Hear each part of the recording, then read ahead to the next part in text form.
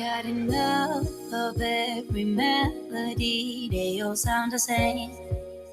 Yeah. For my broken heart, no remedy, but maybe if you stay, we can get away with it. 'Cause you make me love my imperfections, answer all my questions, just to show me what's on the other side of inhibition. No apologies, my baby. I do you do 'cause I'm feeling so good. Ooh. I do you do 'cause I'm feeling so good.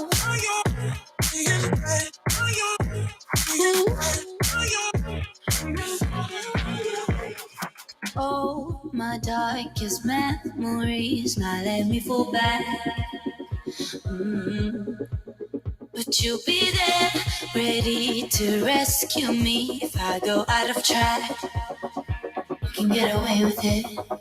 'Cause you make me love my imperfections, answer all my questions, just to show me what's on the other side of inhibition. No apologies, my baby. What do you do? 'Cause I'm feeling so good.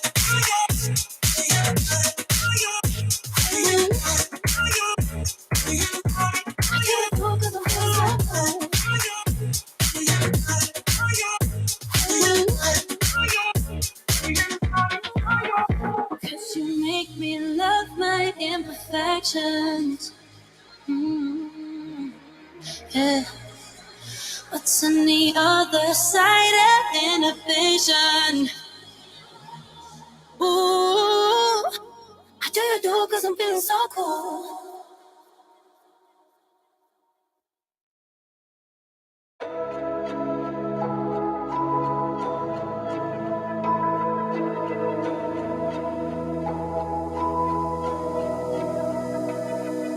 So why is it so hard to let you go?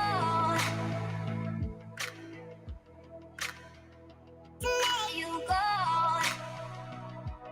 So why is it so hard to let you go? To let you go.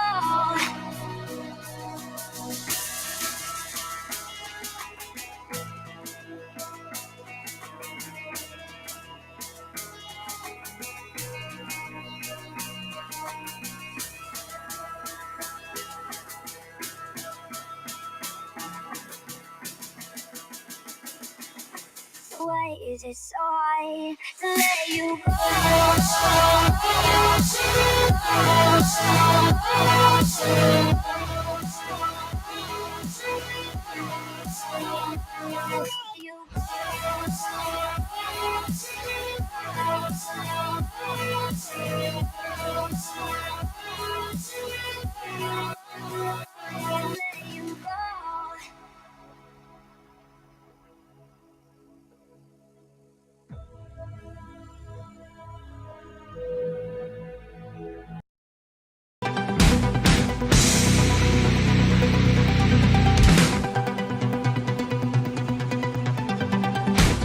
The Morning Fix live radio show will begin shortly. For your best news coverage and commentary, tune in daily at 10 a.m. Eastern Standard Time on The Morning Fix.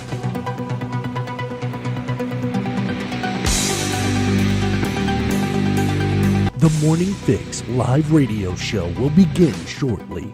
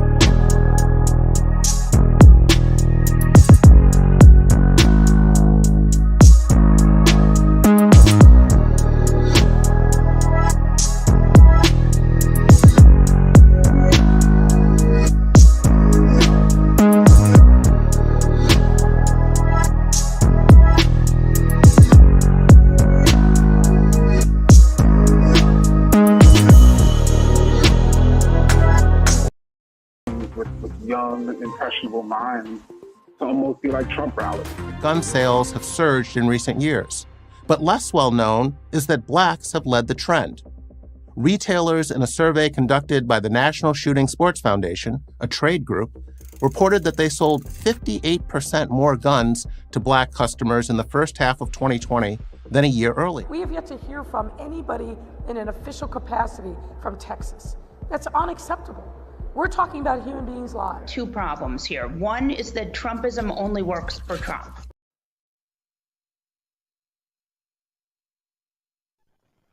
All right. Good morning. Happy Tuesday, everybody. You're tuning in live to the Morning Fix live radio show here on Twitch. It is 10:06 a.m. Eastern Standard Time, 9 to 6. It is Tuesday. It is 73 degrees and rainy. I mean, it is a torrential downpour outside here in New York City. I'm happy to be here, despite no matter what. The show must go on, as they say, no matter the weather, no matter the holiday. We were live yesterday. We had a great conversation. We had a lot of things to talk about, to share about. Yeah, we were pumping and grooving. As I was going through my preparation for the show, there was a lot of things that were going through my head. Like the whole thing with Lori Lightfoot, what she said, Trumpism only works for Trump, right? Just this whole thing of how they're narrating this conversation and checking all the boxes to fit this description or to fit the narrative of fascism. So I ask, what in the world is fascism today? We've been hearing this word being tossed around like racism, systemic racism, racism in this, racism in that, lack of color in broadcasting, lack of color in certain areas of business around the world, lack of color in terms of the profession of teaching, lack of color here. I mean, these things are just so saturated out there. It's so overwhelming to the point. So I say, what the heck is fascism at this point? When you look at the definition of fascism, are you going to see Trump? Are you going to see visual images of Trump? Are you going to see the full embodiment of MAGA Republicans? Well, Joe Biden and company are certainly trying to paint that picture and checking all the boxes. When you actually look at the definition of fascism, you'll get this Nazi symbol.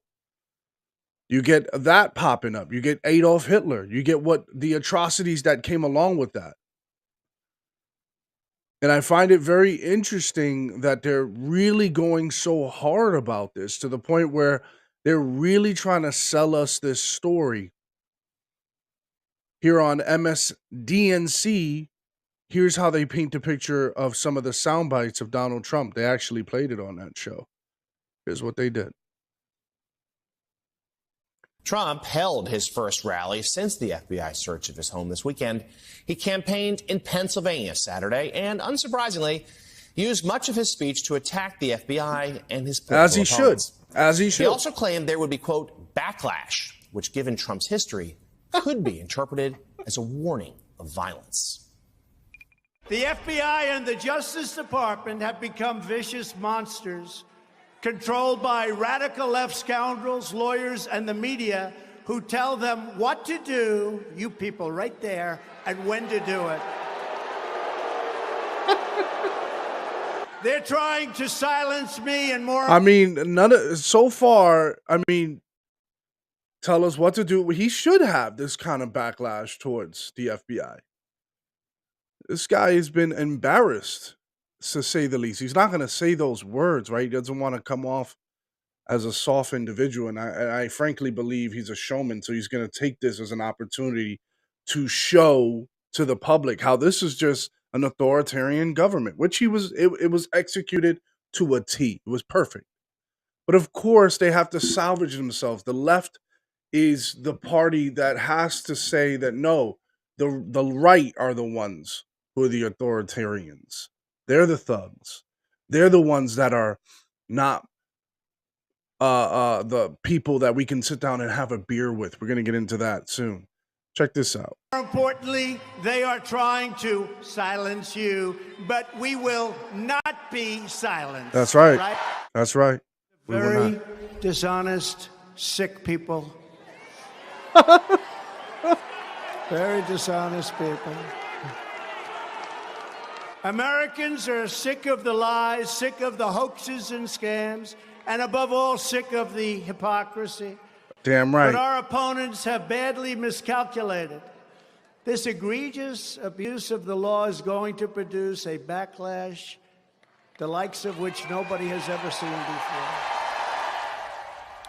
A warning of violence, or perhaps an incitement to violence?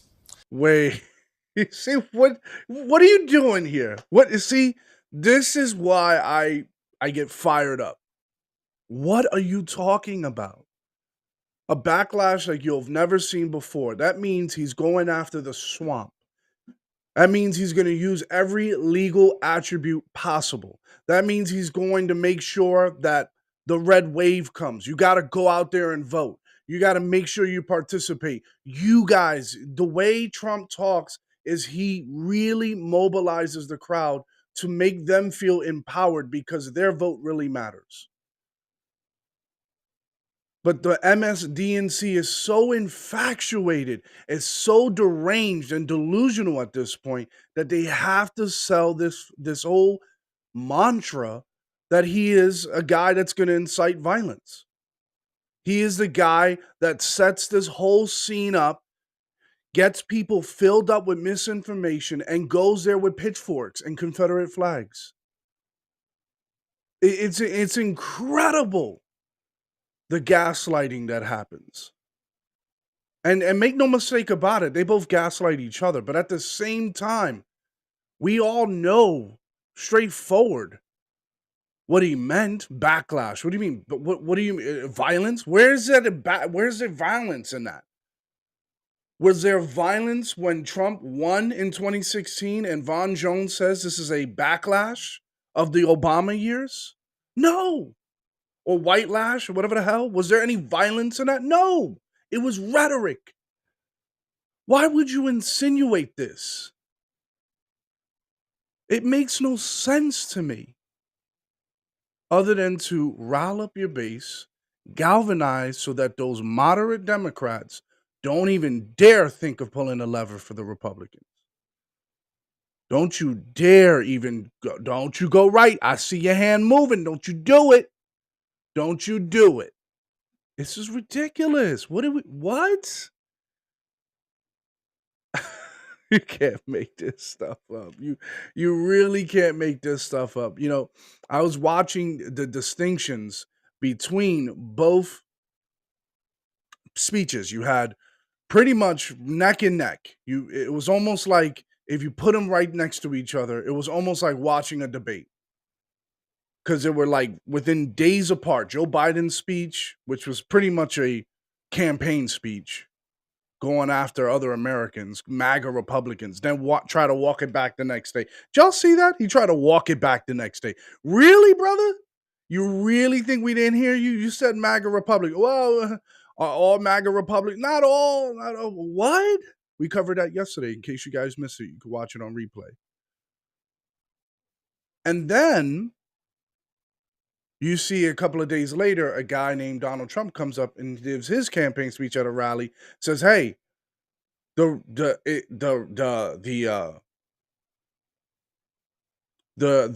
end or threat to democracy comes from the left, not from the right. Right now, the crowd's going wild. Now he wants to mobilize, encourage. It says we're going to make America great again. Right? It's very encouraging. It's not this whole idea of restoring the soul to this nation, because that has more racial connotation than make America great again. I promise you it does. Restore the soul back. What do you mean, Joe? What are we restoring to? What kind of restoration? No one's asking the questions. Are we restoring to an Obama democracy? Are we restoring to a Bill Clinton democracy? I did not have sexual relationship with that woman. He's getting sloppy toppy in the Oval Office. I mean, I don't think he was a terrible president. We've had worse. He's no Jimmy Carter.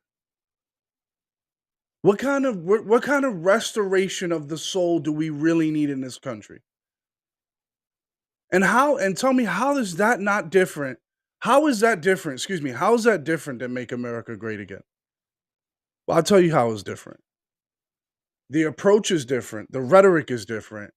It's more empowering and igniting to the crowd to say, "Hey, we want to rebuild." It literally can be in conjunction with the Kennedy speech and Make America Great political campaign. It's what bridges the gap between the two administrations. It's what brings the parties together.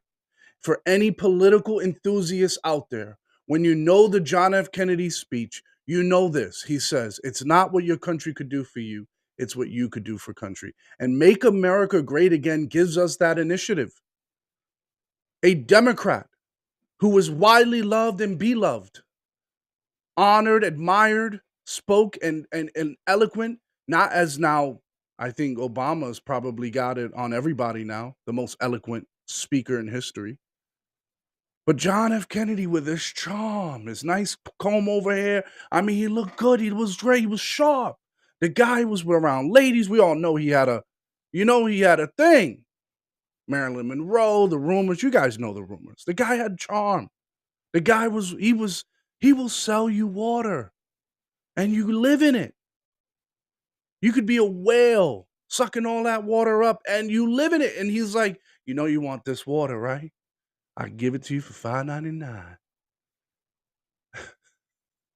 That's Kennedy, man. He was good. I listened to a lot of his speeches. I'm like, man, this guy came out with the Bible scriptures, tapped into his Christian bag, make sure he get that religion out. Went in, spoke his big $5 words, make sure he tapped into the intelligentsia. Then he figured out a way to get down grassroots, speak to people, really bring the country together. Republicans, Democrats, even Goldwater Democrats, even your KKK Democrats came together. Though they may have despised the guy. Oh, I bet you guys didn't know that. KKK Democrats did not like Kennedy.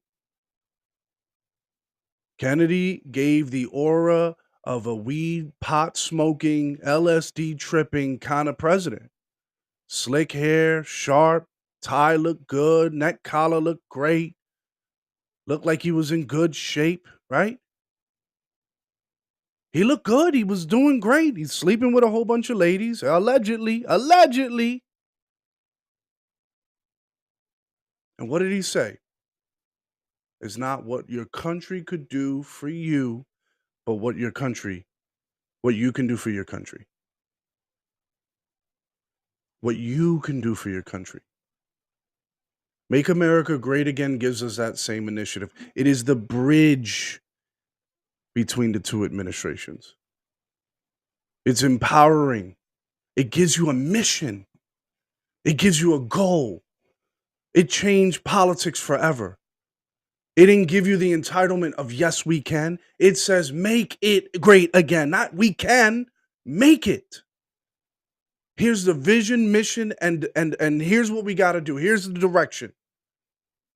Make America great again.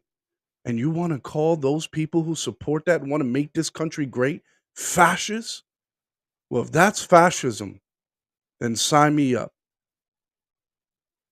Who doesn't want to make their home great? I go around Long Island, you go around to upscale areas in Brooklyn that hasn't been tapped in with progressive wokeism, where you don't have people running around, gun clapping, got their knives out on their little mopeds ready to dagger somebody up. You don't have to worry, look over your shoulder as a woman with your pepper spray, or maybe you strapped illegally, maybe, because you might be assaulted and groped because you look like a piece of meat. But some of those there's upscale areas in Brooklyn.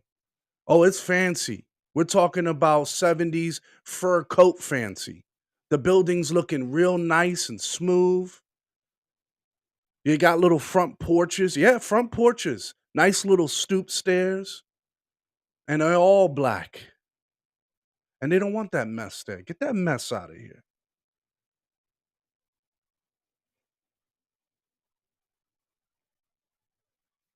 So you go around this city and you look around and you see, man, these people really want to take care of their stuff. These people are really about it. These are $1 million homes. 1.5 million. We haven't tapped into the 2 million yet in the middle market yet. But we're about 1.5 million right now for a brownstone. Maybe, well, for a brownstone, depending on where you're at in the city, but you got 5 million, 10 million for, 3 or more story brownstone. These are nice. These people take care of their place, man. Why wouldn't we want to do that in the grand scheme of our country? You think we want more water pumps to be failing? People to have to boil their water like they're in a third world country? How about a levees blowing? How about an explosion over in Nevada? Does anybody want to go to Vegas and have to swim your way through the gambling tables when there was flooding going on? No, we want a nice country. We're spoiled as Americans. We worked hard. Our ancestors worked hard for this country. Whether stolen, colonized, I don't care. Those ancestors had their own transgressions. They dealt with it how they did it. But at the end of the day, our ancestors right before us worked hard to get us where we at today. Their tax-paying dollars got us nice paved roads to which politicians like to play around and gamble and play with house money every year, every fiscal year. But and you're telling me we don't want to make this country great? We want our house to look good. We want the big screen TV. If we have it, we would want it. Big screen TV, nice cars, nice walls, nice picket fence. You say, hey, honey, I want a nice pool in the backyard. Why you want a nice pool in the backyard? You want comfort. Because the American dream gives you that initiative. The American dream gives you that freedom. You get to have a little government in your own home. Mom, dad, maybe mom, dad, whoever. You guys are your own government. You get to run your own house. Who doesn't want to make America great again? And you want to call that fascist? I'd rather make the country great than to go for this pseudo initiative of restoring the soul of this nation. Because that is a backhanded way to say that there is something destroying the soul of this nation. Making America great again could be the economy. Making America great again could be closing up the southern border, having some more dignity and respect for those immigrants down there. How about that? Has anyone ever had a thought about that? Why don't we have some real respect instead of playing hot potato with these immigrants? Oh, we're going to get into Lori Lightfoot today. We're going to get into Miss Beetlejuice right now. I want to hear this no more about this is a humane issue. The Governor Abbott this, Lori Lightfoot that, Eric Adams this. They all are to blame. Listen, these governors, these mayors need to come together because if our federal government is not going to do it, then learn to work with each other. That's it. What's so hard about that? Hey, listen, I got about 2 million down here. New Mexico's flooded. Arizona's flooded. We got a lot of migrants here. Hey, Columbus, Ohio, I hear you're a sanctuary city. Can we send about 5, maybe 5,000? We'll split the costs.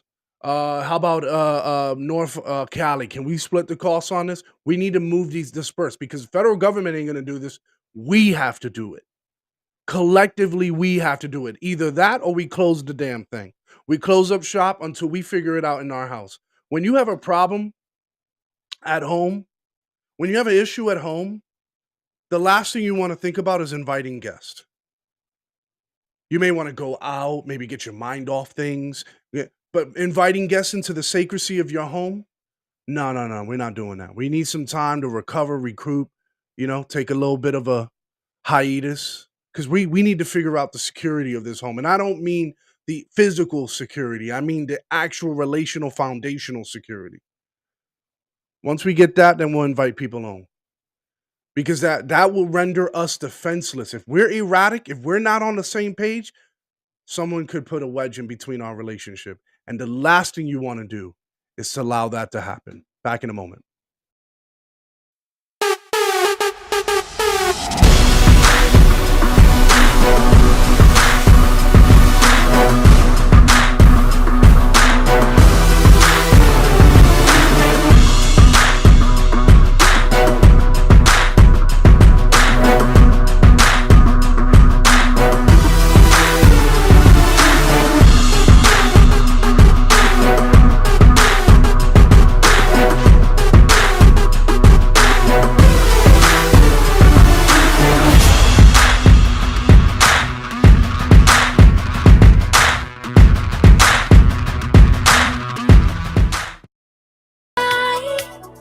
It's a river's fight without an alibi.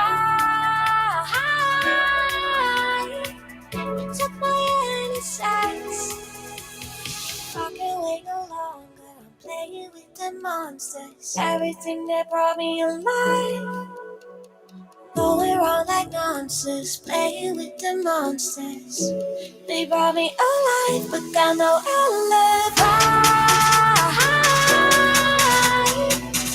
It's a river's fight without an alibi. Took my innocence without an alibi. I'm really excited, guys. It is Tuesday, September 6th, 10:26 Eastern Standard Time. Here on the Morning Fix Live Radio Show, I'm your host, Macho. It is 73 degrees outside and rainy here in New York City. I'm so excited because this show is starting to really unfold. It is really starting to come into its own. We have to have the respect and integrity now before we have a big base. We have to be ready for one. We have to be well off. You don't build Rome in one day, that sort of language, right? So we're building the groundwork. We're building the foundation to the Morning Fix Live Radio Show.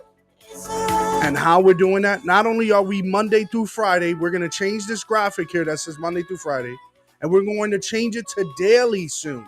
Why? Because Simply Sundays just started. Where have you been? Where have you been? We have the Sunday Morning Fix too, Simply Sundays, with Mr. Full Service. And he just aired his first show this past Sunday. He led off the charge of the week. And they did a phenomenal job. When I mean they, I mean Mr. Full Service and his wife.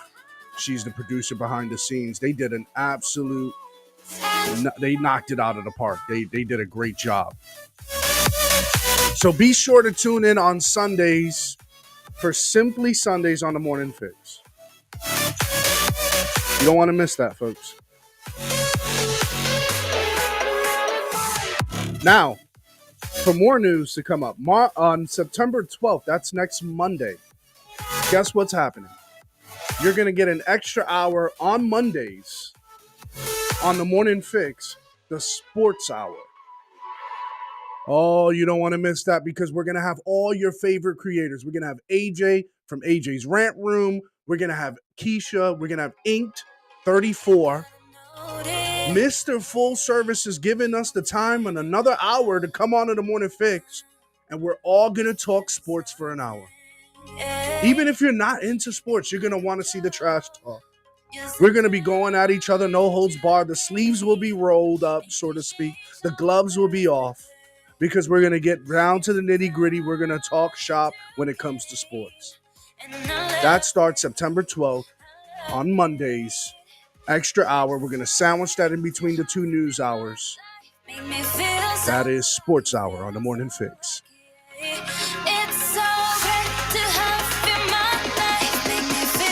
We also are going to have Morning Fix merchandise that is going to be dropping on September 15th. Mark your calendars, folks, on ajsrantroom.com.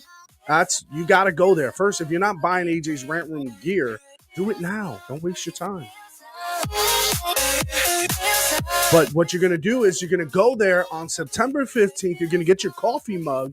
You're going to get your t-shirt, and you're going to take a picture with it and you're going to send it to an email that I want to be sent to, or you can put it in the Telegram group. That is t.me/morning fix.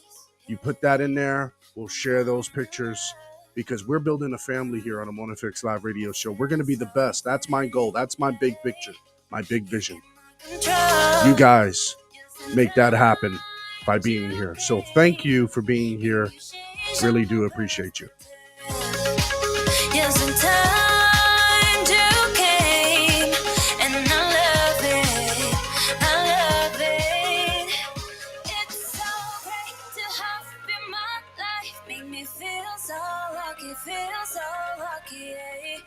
It's so great to have you in my life. Make me feel so lucky, yeah.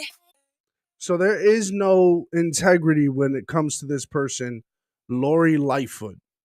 She has no integrity, folks. She doesn't care. I'll get into Greg Abbott in a moment. But this is a really despicable response. And she's only got 100 known migrants that were shipped to her city. 100. Eric Adams got maybe 7,000, 8,000, 9,000. She's got like 100. And here's how she responds. Pretty despicable. Time as mayor to make sure that we're doing everything that we can to provide a safe, welcoming space here in the city of Chicago. This is a time for us to live our values, and that's precisely what we're doing. I think you had a follow-up.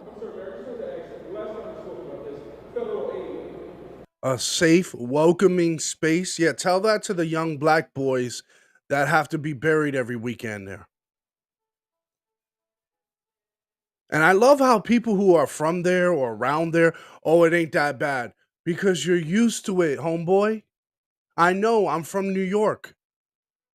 New York City, yeah. We don't have them in large bunches, right? We're not running out of space at the cemetery. But no one should be dying the way they're dying out there.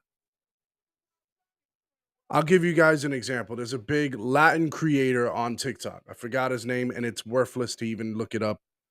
But he's always doing this weird laugh.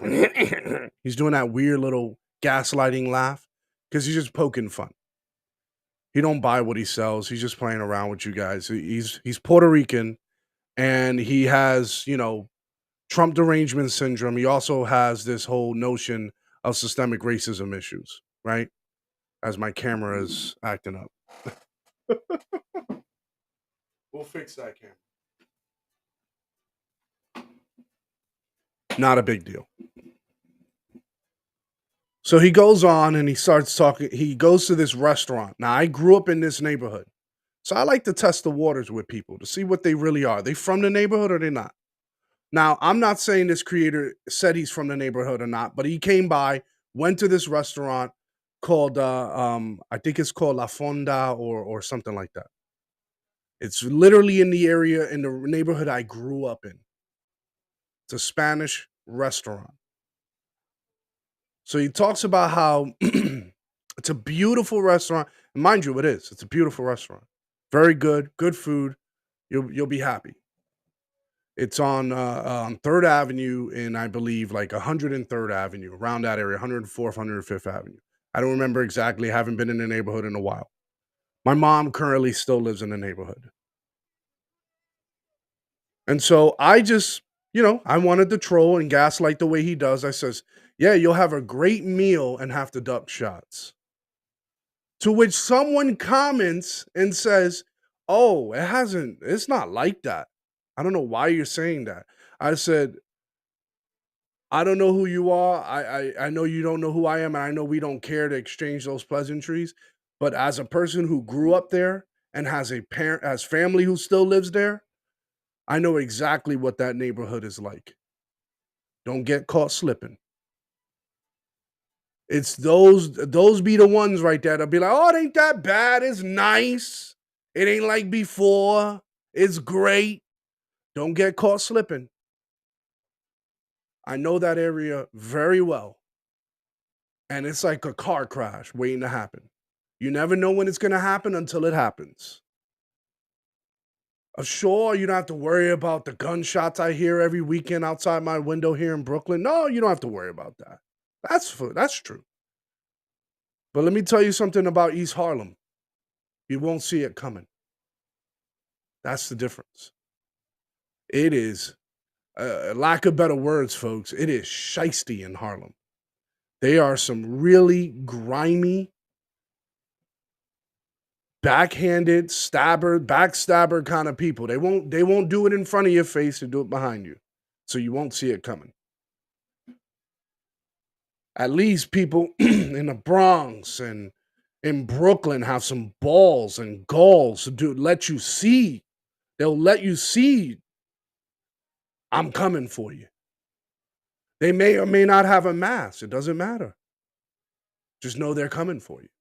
But in Harlem, you're never going to know. You'll never know. So you want to keep the city safe? What was that, Miss Lori Lightfoot? You want to keep have a safe and how can you have a safe and welcoming environment when you can't even take care of your environment?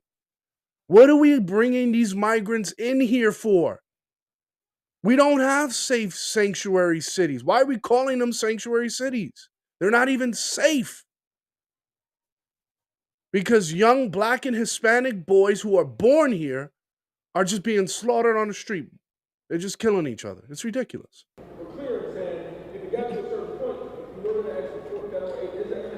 We've already done that. We started that process last week, and particularly, obviously, since we see that there's going to be a continuing transition of folks from the border to Chicago. Of course, we're asking for any assistance that we can get from the federal government. The state has stepped in. The county has been You need money. Partner. You need money. That's why you're having these people. Goodwill. That's why you're having these people come. You need money. Just be honest. You need me to spare you? Is that what it is? You need a couple bucks, Miss Lightfoot? You're not properly allocating the funds. You know, Bill de Blasio had a wife that did that. Maybe she pocketed about $1 billion. They defunded the police. Where did that money go? To a slush fund? Are you strapped, Miss Lightfoot? You in trouble? You need someone to spot you? Well, get out of town because no one cares. Don't let the door hit you on the way out. To step up and help support us. And in fact, we've set up a website on the City of Chicago's formal website. That's cityofchicago.gov/. The immigrants don't need your sympathy. They don't need you to save them. They're coming here for an opportunity, not for a handout. Give me a break. Support. cityofchicago.gov/support. Americans are so presumptuous and so arrogant to think that the people who immigrate to this country need a handout. Oh, you're wearing a t-shirt. It's the middle of winter. Why are you wearing a t-shirt? Because they came from the Caribbean, bud. They came from a hot climate. You give them a week, they got a parka the size of their body. You give them 2 weeks, they got an apartment. You give them 3 weeks, 4 weeks, 5 weeks, they got a house. Then they're putting money towards a business, and now they got a truck. Now they got a business. They got a construction company. You think they're going to wait for Miss Lightfoot and the federal government to give them? By the time they pass down this money, by the time they get the sheets on the bed, they already got a job at some place. Some place that they're not supposed to be having a job because it's supposed to be illegal for immigrants to be working without papers. But that ain't going to stop them. They didn't come here to be helped out by a big pseudo government. They tried, they had that. And look at where that got them. They had to immigrate to this country. So those who want to provide food, clothing, shelter, are just monetary donations to help support the work of the not-for-profits that are on the ground, doing everything that they can to support these folks. We need your help. So Yeah. Respond. Help. How are you, ma'am? Good to see you.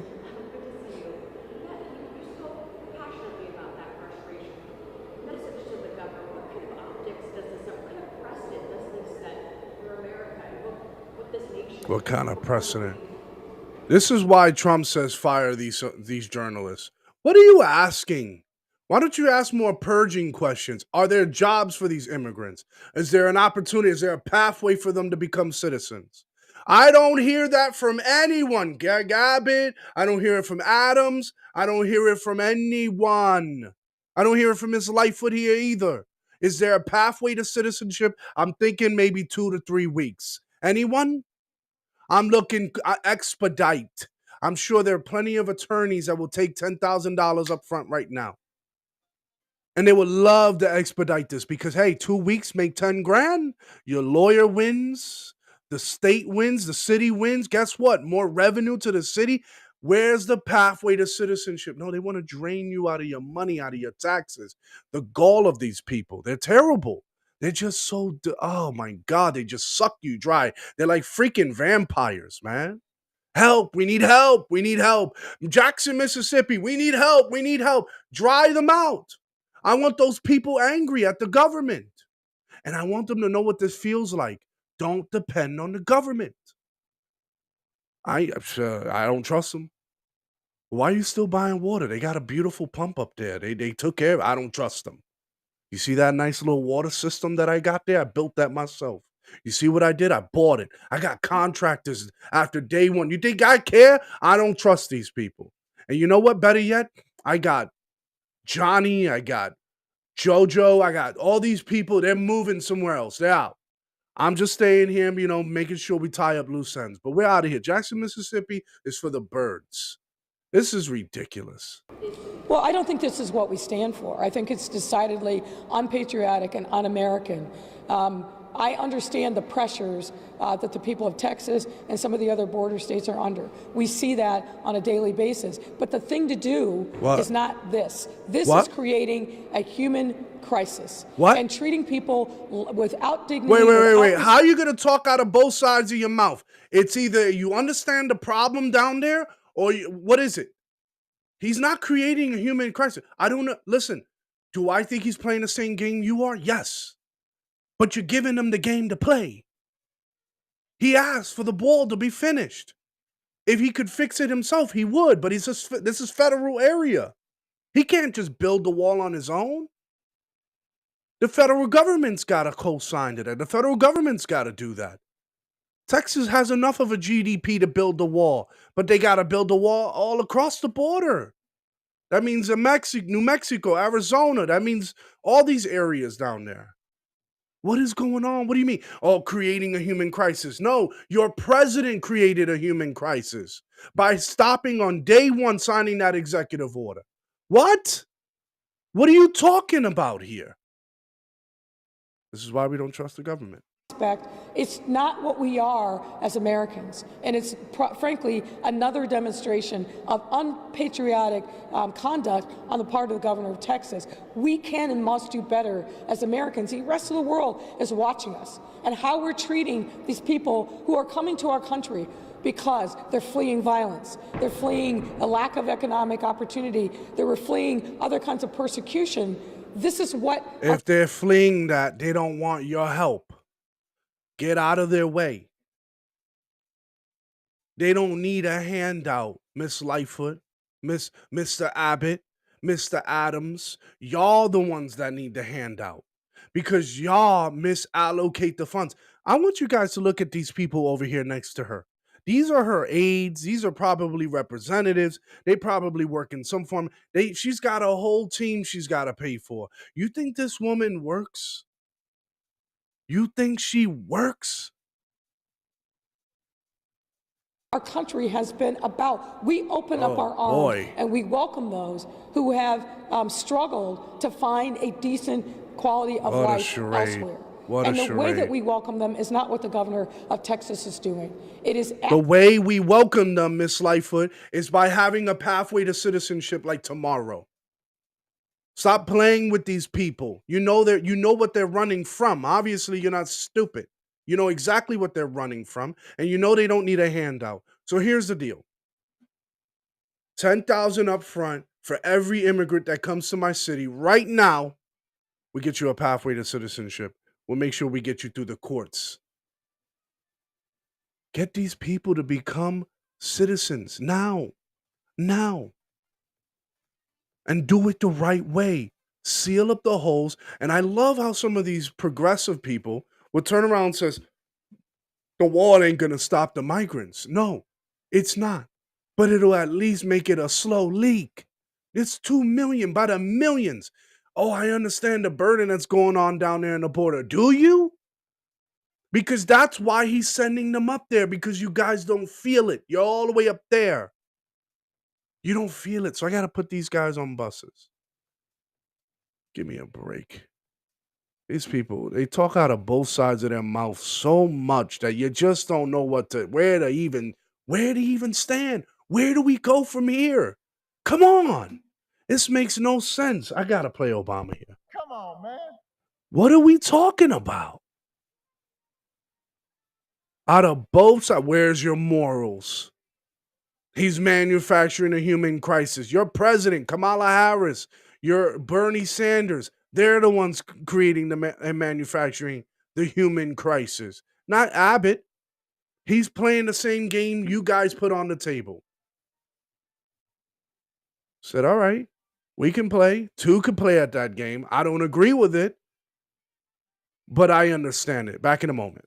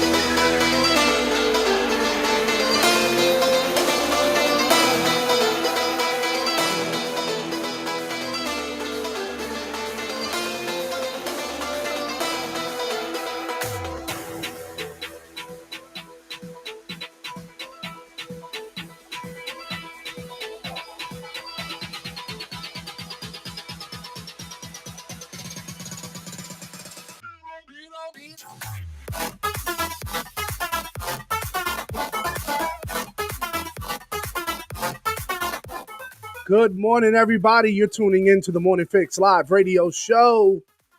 It is Tuesday, September 6th, 2022, 10:48 Eastern Standard Time here in New York City. 73 degrees and raining, and it's going to be raining all day.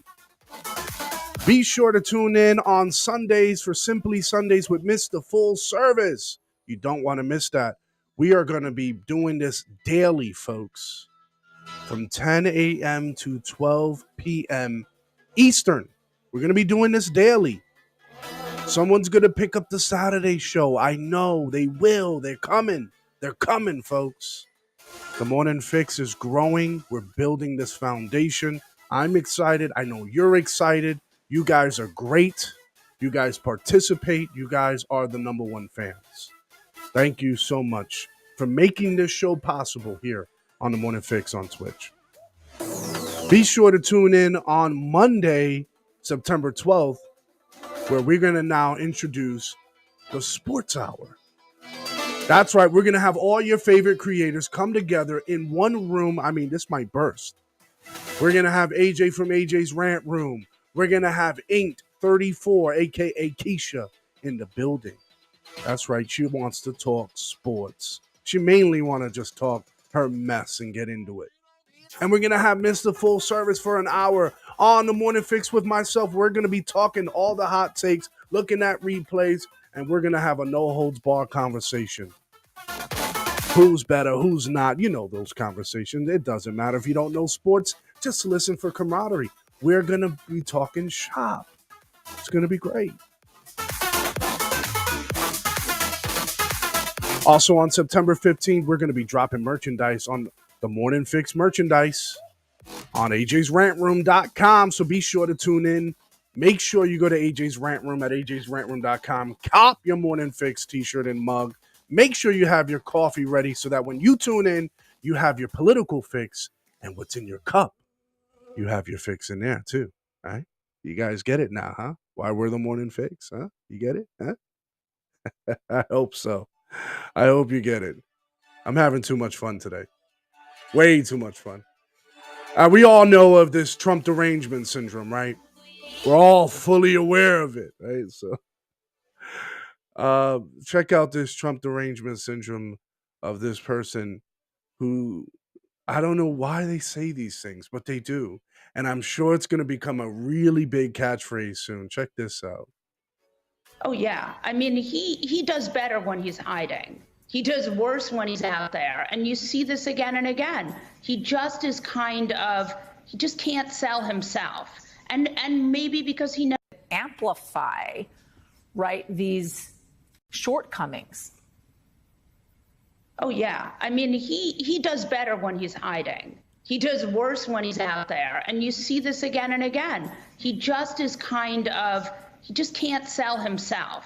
And maybe because he never has had to. Remember, he was a surgeon. He went to Ivy League college. Not this. The top communications advisor for a physician who was running for Senate saying this about Where is that first and then soundbite? follow that up with kind of just being straight up mean-spirited. I'm going to fire the producer. His senior communications advisor, Rachel Tripp. If John Fetterman had ever eaten a vegetable in his life, then maybe he wouldn't have had a major stroke and wouldn't be in the position of having to lie about it constantly. This yada, is yada, yada, who cares? The top communications advisor for a physician who was running for Senate saying this about an individual. Get your words out. Why are they just so bad at this? Well, I think there are two problems here. One is that Trumpism only works for Trump, right? So when other... What the hell does that mean? Trumpism only works for... First of all, there's a Trumpism? They just be making this up as they go along. Trump is the best thing to happen to politics, and they know it. They know it because it gives them something. TDS is real. They get to talk about something. They get to talk about MAGA Republicans. They are creating... They have speech writers over this. They have opinion writers. They have all these kind of people because why? Trump has been able to bring such a large base, and our job as the DNC, as the liberal media, our job, folks, is to make sure that we win some of them over because that's a big notch on our belt. That means we are doing great. We are defeating Trumpism. I'm telling you, it's going to be a thing. Trumpism? What? People try to do Trumpism, it's always a disaster. And that's what you're seeing here. Like Marco Rubio, like in 2016. Marco Rubio, I can't take it. Right. Yeah. Trump is able to do it in a way that his people like, but other Republican candidates just can't get it to work for them. But the other problem is that the things that made Oz a good surgeon, and he really was known as a very prestigious surgeon in a good hospital. Those are the things that really make him an unappealing Republican candidate. You know, he's bossy, he's exacting, he tells you what to do, he has this kind of definitiveness, which is sort of unbearable. I mean, you don't want to have a beer with this guy. Wait. This is what happens when you're widely beloved, like Dr. Oz was. Everyone loved this guy. Now, all of a sudden, you can't take him. Now, all of a sudden, you're like, wait. No, we can't take this guy. This guy here, we can't take it. Because he's running from the wrong team. We're not going to have this. We can't have this. Not today, Satan. And now he's bossy. Now you wouldn't want to sit down and have a beer with the guy. What are you talking about? This is what happens. You had Alan Dershowitz, a distinguished professor, all of a sudden now disgraced. You have Mayor Giuliani, America's mayor at one point, now a disgraced mayor. You've had prestigious people around the country, and quite frankly, some people around the world. The minute they were working with Trump, the entire world hated them. Now they're done. Oh, how could you do this? You're a traitor. You're delusional. You're giving in to misinformation. How could you do this? Now Trump doesn't play on the ignorant when you get prestigious people like Mr. Dr. Oz here. How is he ignorant? Is he ignorant? Oh, no. They're calling the MAGA Republicans, the followers, ignorant ones. because there's no logical reason why we would follow them in the first place. You get it? There's no logical reason. Why would you follow them in the first place? That's why he preys on the ignorant. Oh, boy. Rob Finicky said this. He's a host of Good Morning America, or Wake Up America. I shouldn't say good morning. What am I doing here? What am I doing? That's not what it was. You wouldn't do Good Morning America. I swear, I gotta fire the producer. The producer needs to be fired. But Rob Finicky said this. He is the host of Wake Up America on Newsmax. Here's what he said. Democrats control the White House, Congress, the Senate, the media, big tech, Hollywood, and somehow Republicans are the threat to democracy. You control all of that, and they still feel insecure, huh? They can't stand guys like this. You know, they look at him and he's too bossy. Trump, there's so much toxic masculinity. I can't take it anymore. This is too much. Oh, all because why? He likes America First policy. What do you know? Where does this man live? Where did his family immigrate from? Does anybody know his story? Mayra Flores immigrated from Mexico. She wants to make America great. Why wouldn't she want to make this place great? She lives in it. Her kids are growing up here. Of course, there's going to be some kind of nationalism associated with it. You know, Curtis Saliwa, say what you want about the guy. And like I said yesterday, he could be culturally insensitive. He is. But I mean, he's a purebred Italian. He's from Brooklyn. He's from New York. So of course he's going to be crashing and make these kind of statements. He says, for the West Indian Parade, you got these people wearing their flags with full pride and joy. From Jamaica, from Trinidad, everybody's wearing their flags. Everyone's wearing, and with joy and pride, as they should. Admit it as he said it. As I'm hearing him on the radio say it, I say, as they should, Curtis. They should be happy about where they came from. But you know what he said? But they're not happy about where they're getting to celebrate their nationalism at. They get to celebrate their nationalism of their country, where they came from, on American soil. Talk about freedom. Look at that. Such a fascist country that we could have people here from other countries wave about their own banners. And someone said, I love what someone said on TikTok. Says, oh, if we're really about openness, if the conservatives are really open, why don't they put Arabic lettering on buildings? Does anybody know that when you walk into government buildings, there are many different languages? They also have interpreters there for them. All the accommodations are there. It's there. It's incredible, the gaslighting that goes on. It's 100% fact. Do I think Curtis Saliwa could be culturally insensitive? Absolutely. He's from New York. So it's a tough pill to swallow.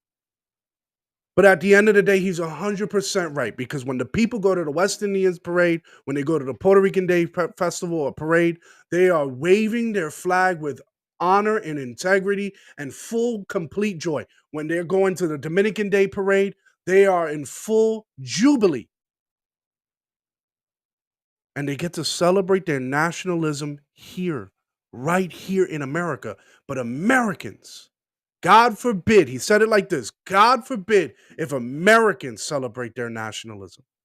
You're a fascist, you're a white nationalist, you're a racist, you're a deplorable, basket of deplorable, you're ignorant, you're backwater, you know, all the nasty names that they will say. Talk about tolerance, huh? Ultimately, unfortunately, you know, a lot of American retail politics is, do you want to have a beer with this guy? I also think he comes in real contrast. You know, so much of Trumpism is this anti-immigration rhetoric. Oh, that you have God. somebody that is an immigrant. Oh, God. Oh, I'm about to stop this show. What anti-immigrant? His family is full of immigrants. Why do they keep saying this? Have some respect for the man. Have some respect for the people who work for him. The people who work for him were immigrants. And don't think of work for him like, oh, they're his slaves. They worked with him in his administration. They were immigrants. They were second generation, first generation. What are you talking about? Anti-immigration. Just because he had a stance about closing the border, we need to fix our own home before we try to help others. Duh. Why are we for years during the war in the Middle East? Why are we in another country? Why are we there? Republicans, why are we in the Middle East? Why are we fighting daddy's war? And then here we are, we have a Republican to turn it around and say, and make America priority, make America strong again, make America more powerful again, make America more economical again, bring businesses back here. We don't want to fight endless wars anymore. And all of a sudden, back up, hold on, he's a white nationalist, he's virtue signaling, he's dog whistling. This guy is like freaking Hitler on steroids. Oh my God, now he's anti-immigrant. He's anti-immigrant. I mean, these people are just so deranged. In the election in Turkey in 2018. Yeah. And even the way that he explains how his family came to this country seemed inauthentic in and of itself. Oh, like yeah, because he has to have the nice, sad story. It has to come with tears. Oh, I came here into this country and it was tough. It was hard. I only had a T-shirt and I only wore these same boots for about 2 weeks. And by the time I was here a year, I had a house, an Escalade. I was doing great while you're still sitting on your couch. Is that what you want? No. The family raised him right. He became a surgeon. I mean, this stuff is just, it can't get any worse than this. But it will. Trust me, guys. As this show progresses, it will get worse. It will get worse. Trust me. These same people who say they care about immigrants when they don't even care about the very people they fight for. The injustices of this country, the injustices, the racial, systemic racism in this country, how insensitive, how intolerant. You have this white privilege. Has anyone ever thought about why on earth would they want to make it hard for Americans to get guns? And who would that really affect? Making guns hard to be obtained, who does it really affect the most? Don't worry, I'll answer it for you. And better yet, maybe Jason Riley will answer it for you. Here's Jason Riley speaking on who this affects the most. This whole gun control nonsense. Check this out. They hailed from cities controlled by progressives who have done a poor job of protecting low-income minorities from criminals. In a 2008 case, District of Columbia v. Heller, the court affirmed the Second Amendment right to bear arms is an individual right and that you don't need to be part of a militia to exercise it. One of the initial plaintiffs was Shelley Parker, a Black computer software designer who decided to challenge the district's handgun ban in court after a neighborhood drug dealer tried to break into her home one evening and threatened to kill her. Why she gotta live like that? This is a Black woman. This is a Black woman. But here, let me give you guys a little backstory here with Elie Mystal. You guys know that guy. You know I like him. Constitution is trash kind of guy. You guys know, right? Well, this guy criticized this very ruling, saying that this is a white do bros movement so that white people can feel more empowered around Black people. Literally cited this case, DC versus Heller. To which Jason Riley wrote a response. This is just a video that he did recently. But check Jason Riley's op-eds. He wrote an op-ed long before this video came out stating this. Many people overlook one of the plaintiffs in this case, a Black woman who wanted to solely had a gun in her possession in her home for her protection. and they weren't allowing her to practice that right. To the point where now someone's trying to break into her house, a well-established computer software, an independent woman who's educated, who's smart, who has money, has her own place. She should not have to go through this nonsense. This is ridiculous. But see, your activists are the ones that are holding you back. You guys remember I posted that video, what Tom Sowell says? Oftentimes, the leaders of these groups that are lagging behind are the ones that are handicapping these groups. That's Elie Mystal. Arguing with the entire population, saying the whole right to bear arms is for white people to feel more empowered around black people because they're just scared of them.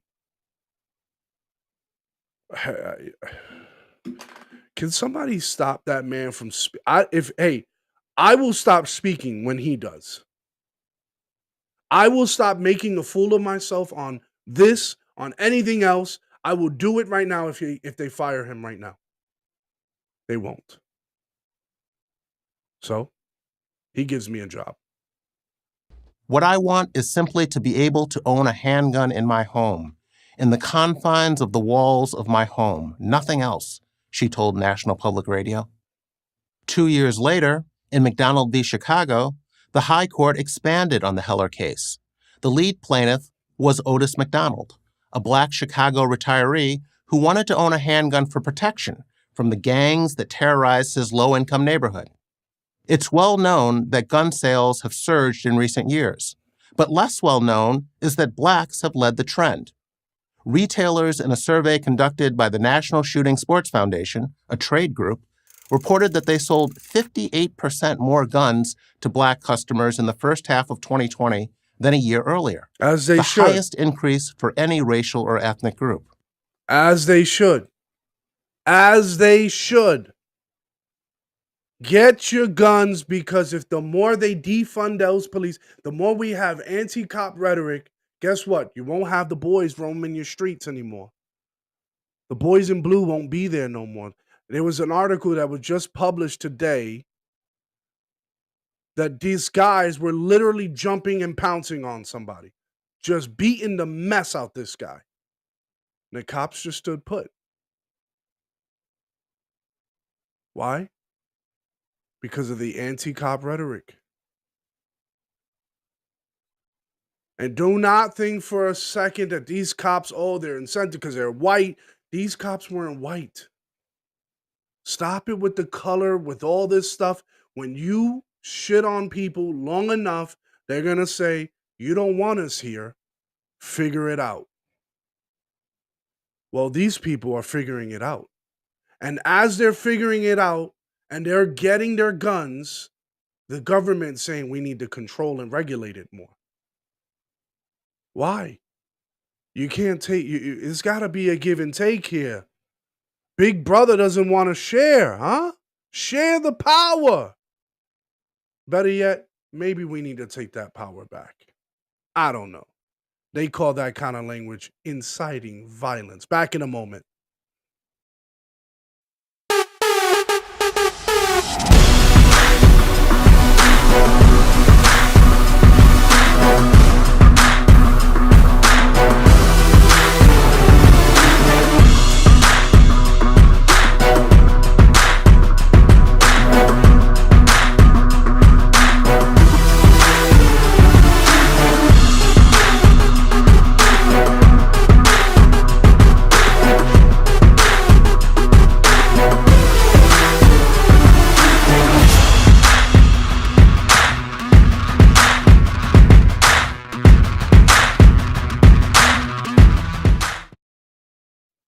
All right, folks, I couldn't believe this.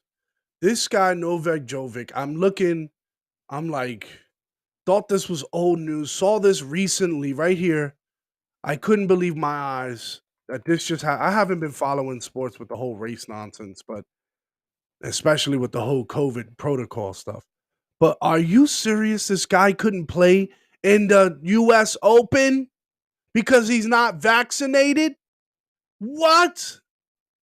Are they still doing this nonsense? You get vaxxed or else? How authoritarian of them. How fascist of them. Oh, but we have to trust the science. Why? This man is healthy. He's an athlete. He's been doing this for 2 years.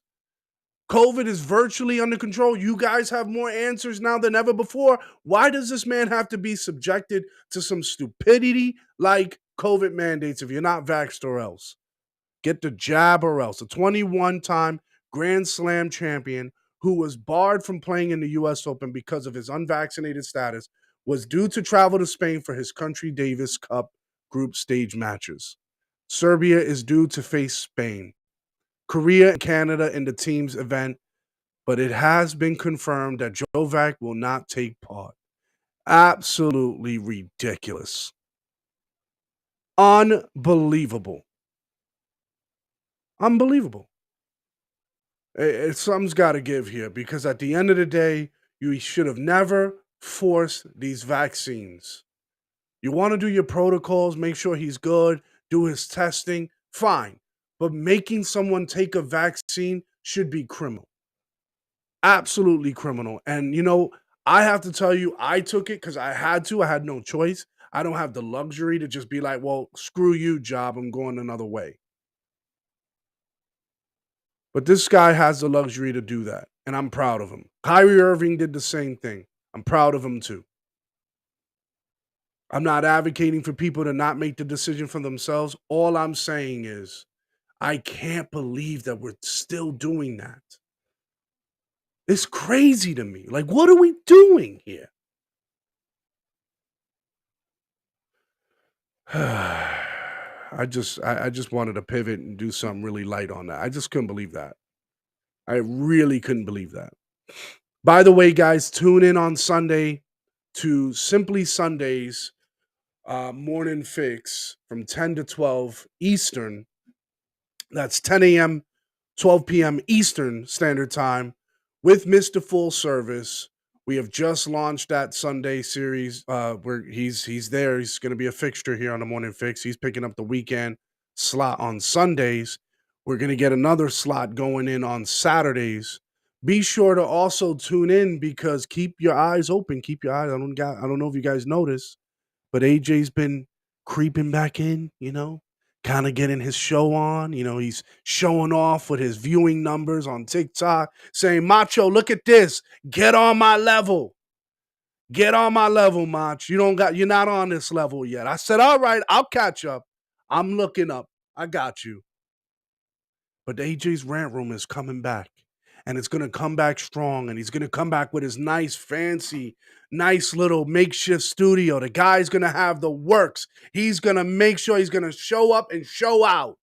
Well, all right. Challenge accepted. Morning Fix is going to take that challenge. But AJ's Rant Room is coming back. And it's going to come back strong. So keep your eyes peeled because that's coming in the works.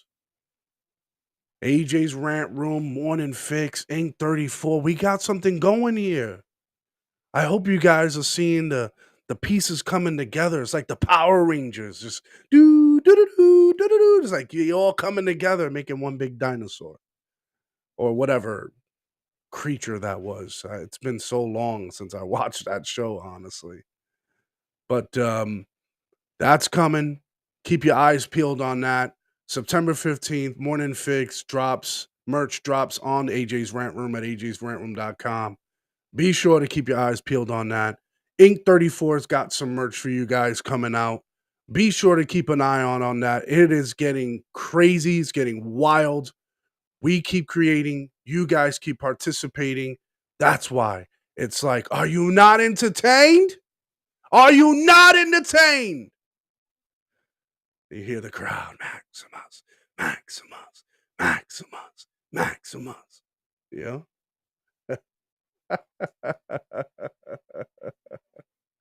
Oh, man, we're having a good time today. We're just about past the first hour here. Don't go anywhere. We got maybe about 45 minutes left together.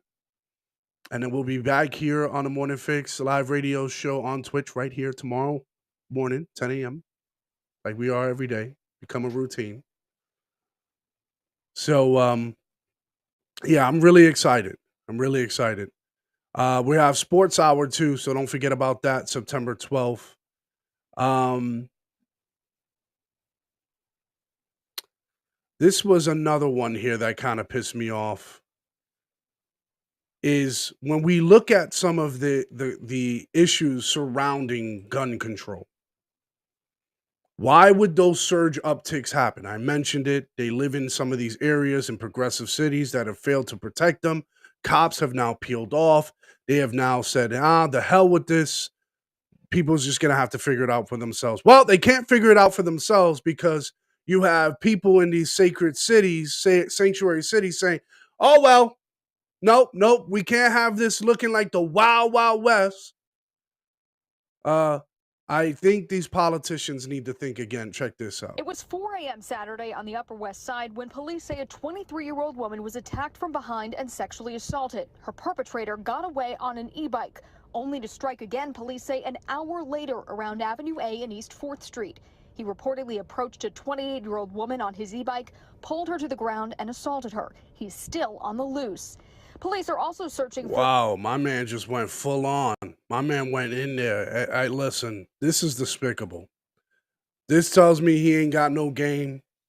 He can't figure it out for himself, nor does he want to. He just wants to go in there unconsensual and do what he wants to do when he wants to do it. And that guy should not be walking around in the streets, right? When you're living in areas like this, it would make sense, common sense, for a woman to have something on her. Not for her to feel in power, for her to self-defend, right? That only makes sense. But to these progressives, it doesn't make sense, right? It's like, oh, why would we want to do that? We have cops. Well, we wanted to, you guys wanted to defund the police. You haven't hired. People are leaving in droves. No one wants to work in this godforsaken city. Who wants to work here? Who wants to be a cop in this city when you got stuff like this? And I'm Bill Ritter. There's no question that crime is up. There's no question that these horrific high-profile tragedies need to stop. And there's no question that this fear of crime is real and growing. But there are many questions about how to regain control of our streets, our subways, and our city. And the answer's not easy. Over the next half hour, we are going to examine what could be behind this recent spike in violence, from homelessness and mental health to illegal guns and bail reform. But perhaps more importantly, we're also we got to looking throw for in bail solutions, reform. Nothing about the responsibility of stupid people just doing stupid things. And if you're going to defund the police and not have a police presence, guess what happens?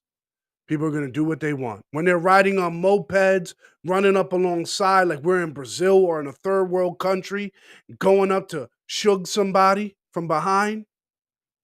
When you got what looks like a movie scene, the other day, I just played it yesterday, where a Mercedes-Benz plows into an SUV, chases him down, hunts him down, comes out gun strap, breaks the glass, starts to come around and steals a book bag full of money and jewelry. Like, what are we doing here? What the heck is going on here? This is not practical. Something's got to give. You either have law enforcement out there or you put guns in the hands of citizens who are lawfully able to obtain those guns. Stop penalizing them and give them the opportunity to gain those guns. It's just that simple, folks. Not that hard. It's not science rocket, or they would say rocket science, right? I got something really interesting for you guys here, and this one's going to be a bit of a tangent for me because every time I see stuff like this, it really grinds my gears. I mean, absolutely 100% grinds my gears. You guys remember that guy? His name is Ibram X. Kendi. Anyways, long story short, every liberal out there in big tech has donated millions upon millions and millions of dollars to Ibram X. Kendi. Ibram X. Kendi, in order to speak at an event, in order to sit down at an interview, can range from $20,000 to $40,000. Which, hey, don't knock his hustle.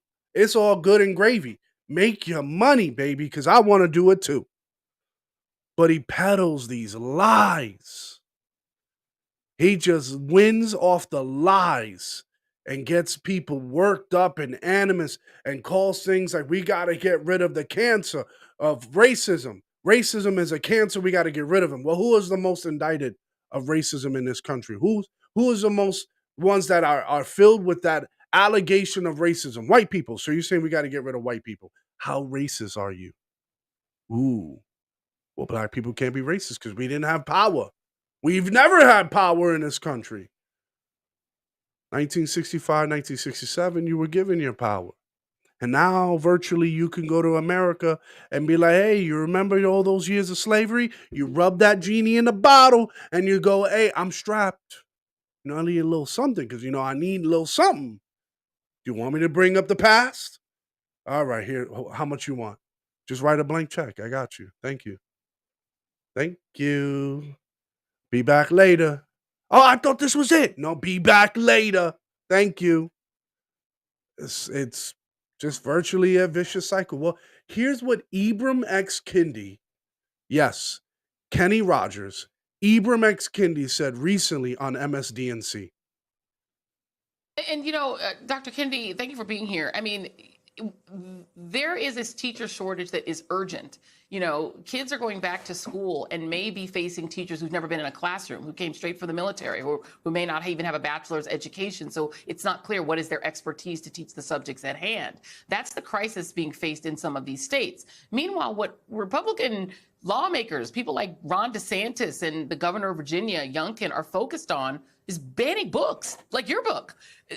1,145 book titles so far have been banned. 1,100 books. Wow, that's a lot of books, right? Well, we have billions of books here for kids. Let's start for kids. We have billions of them. So we're going to focus on 1,100? That's fishy to me. Why are those the ones that stand out? Miss Reed. In red states. 1,145. 874 authors have been banned. 198 illustrators have been banned. 9 translators have been banned. Bans have occurred in 86 school districts in 26 states. That impacts 2,899 schools with a combined enrollment of over 2 million students. Over 2 million students. They're affected. Oh, they're going to lose a sense of culturalness. They're going to lose the fact that they can't understand how their color in and of itself is a level of inferiority or superiority. It's either or. And the only way you can gain that superiority if you're black is if the whites give it up. And they have to become inferior, and you have to be superior now, and now you become Xerxes. It's like, why do they need to learn this stuff? What's going on here? Well, she further explains how these Republicans, they're just trying to indoctrinate these kids. These Republicans, look at what they're doing. Check this out. Look at what they're doing.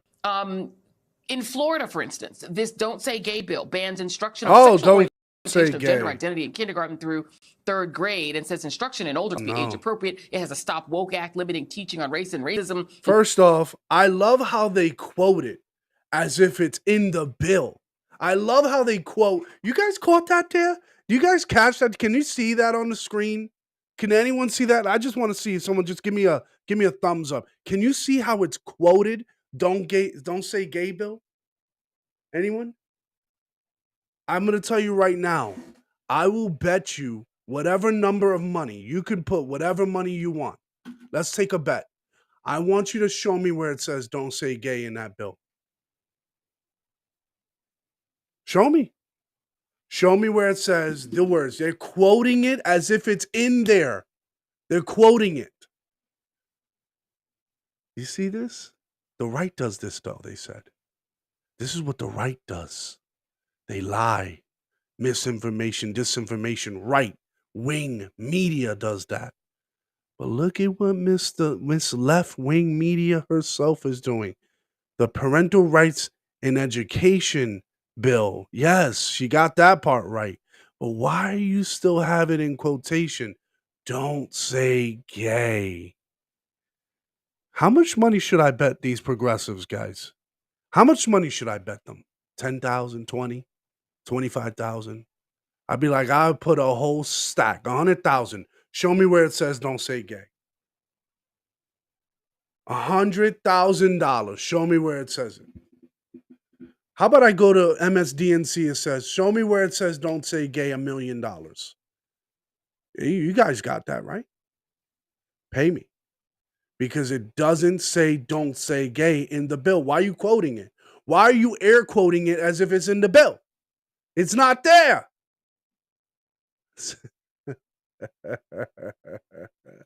I love it. Including prohibiting instruction that would compel students to feel responsibility, guilt, or anguish for what other members of their race did in the past.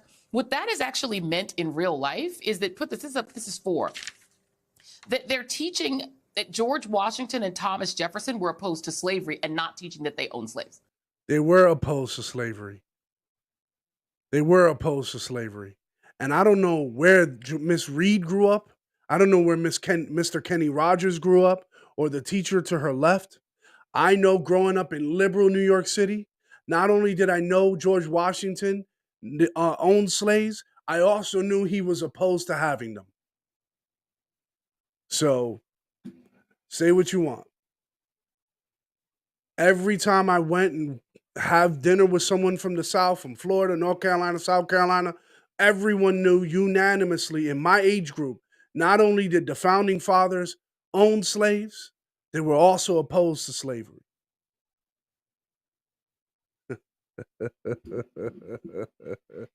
You can't make this shit up, I swear. That is what is deemed to be appropriate in Florida schools at this point. Your thoughts? And I mean, to me, this is just an incredible tragedy. And in many ways, they want our classrooms. They want classrooms with young, impressionable minds to almost be like Trump rallies, where we can't find the truth. And I think, that's why, to me, it's a major tragedy. And unfortunately, educators are fighting back. Certainly authors. I need to hear it again. I need to hear it again. Tragedy. And in many ways, they want our classrooms. They want classrooms with young, impressionable minds to almost be like Trump rallies, where we can't find the truth. Rally. They want the classrooms to be Trump rallies. Are you kidding me? Are you kidding me, Mr. Kenny Rogers? They want it to be like Trump rallies? Is this guy really that delusional? Is he really that delusional? Let's clear the air here, shall we? I came with some smoke. Y'all know I don't play and I don't hold back. I came with the smoke. Do they really want it to be like Trump rallies? Let's see. No peace. Say it louder. No justice, no peace. Everyone has equal rights. There should be no exceptions. Black Lives Matter. Black Lives Matter. Yeah. Black Lives Matter. Okay. Black Lives Matter. Uh-huh. Black Lives Matter. Go for it. Black Lives Matter. Yeah. Black Lives Matter. Uh-huh. Black Lives Matter. I can't breathe. I didn't really know who he was or what it was, but when I found out he died and how he died, I felt bad for him and his family. Everybody's not getting treated the way they should. Oh, that looks like a Trump rally, all right. That looks like a Trump rally. You guys see the Trump rally? You guys see it right there. Firsthand, you see the Trump rally. Oh, I come with the smoke. I come bearing gifts, folks. I come bearing gifts. Here's another Trump rally for you guys. Here's another one. Ready? Here's another Trump rally. Let's clear the air. Much less kids. That's why one MPS teacher says now is the best time to teach her students, first graders here at Dr. Martin Luther King Elementary School, about why Black Lives Matter. Our story here also is one of resilience and one of resistance also that isn't Make America great Angela again. Harris is the chair for the Black Educators Caucus For in the Milwaukee. RNC. But even as a first grade teacher, she's already fielding questions about race. My students. Yeah, about being against immigration. This is a Trump rally, and this is a Trump chapter leader or whatever. Students are seeing these things happening on the news. They're hearing their parents and their family members engage in conversations about this. Milwaukee Public Schools That's participates a in Trump Black shirt. Lives That's a Matter Trump Week shirt. during the first. You saw that? Let's go back. That is a Trump shirt right there. Make America great again. Right there. That's a Trump shirt. They want to turn it into a Trump rally. Here it is. Schools participates in Black Lives Matter Week. During the first week of February, teachers around the country focus on educating students with stories about African Americans. Our story as Black people is well more than what happened once we were taken from Africa and brought here to America. It's teaching through the lens of the students, but that can be tough when the message comes from teachers who don't look like the students they're teaching. Right now, more than half of Milwaukee Public School students are Black, but that Awesome. Awesome. Here we go. Another Trump rally. Do you guys see the Trump rally? They're trying to turn these classrooms into Trump rallies. Do you guys see how right Mr. Kendi is? He is just as right as he was in his book with the whole how to be an anti-racist. Cole Hughes literally did a whole talk back. You go to Coleman Hughes, go to his YouTube channel. Says that not one fact was cited in how to be an anti-racist. If fact finders were really serious about their job, they would have never found a fact written in how to be an anti-racist. He said it's written as a personal memoir, Coleman Hughes. Coleman Hughes said this sounds more like a personal memoir than it does about actual evidence and facts. But let's look at another Trump rally. Ready? Mr. Kendi says they're trying to turn these classrooms into Trump rallies. Here's another Trump rally. Y'all ready for this?